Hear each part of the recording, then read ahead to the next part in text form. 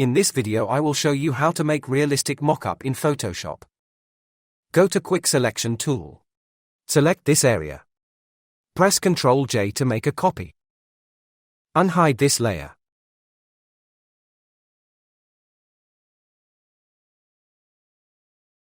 Go to Edit and choose Perspective Wrap. Now we will select the area in turn.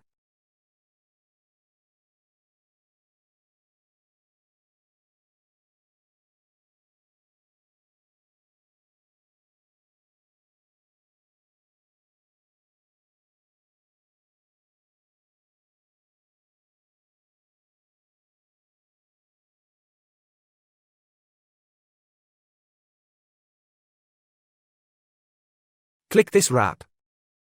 Down the opacity. Adjust the image.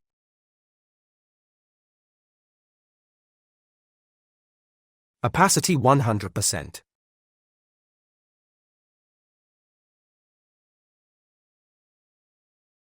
Alt press create a clipping mask.